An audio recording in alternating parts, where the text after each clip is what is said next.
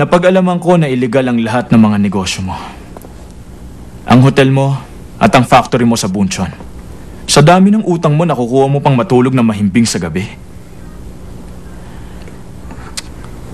Pangit ang naging palakad mo sa hotel, kaya ito nalugi. Wala kang alam sa negosyo, kaya binebenta mo ang pabrika para makaalis ka na ng bansa.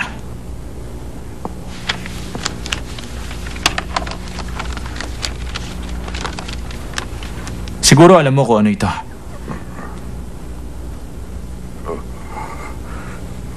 Alam ko na kung bakit nalulugi ang negosyo mo. Kaya tutulungan kitang magpatakbo ng hotel mo at tutulungan din kitang iligtas ang pabrika. At tungkol naman sa mga lupang nakapaligid sa pabrika na gustong bilhin ni Tyron.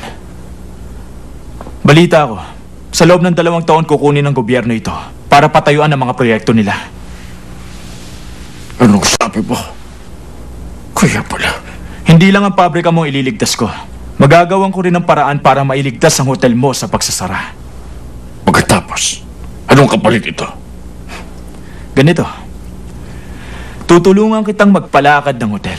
Pero kailangan mong pirmahan ang paglipat ng slot machine business rights. Kung totoo lahat ng sinasabi mo, hindi na problema ang pagliligtas sa pabrika. Pero nasisiguro kung hindi pala nagpasin ni Tyron siya nito. Ang pwersa sa likod ni Tyron ang susugod sa akin. Hindi nila papayagan ito. Teka, kilala mo ba kung sino ang pwersang yun? Kilala mo ba si Roger Yang? Pumayag na siya makipagtulungan sa akin tungkol dito. Talaga? Magtiwala ka.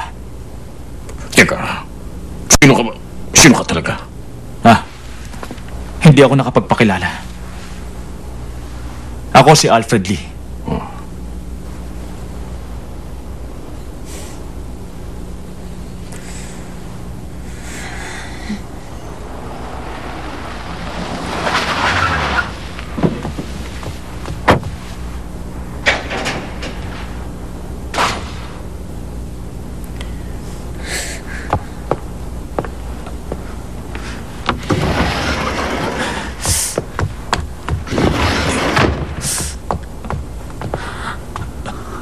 Alfred?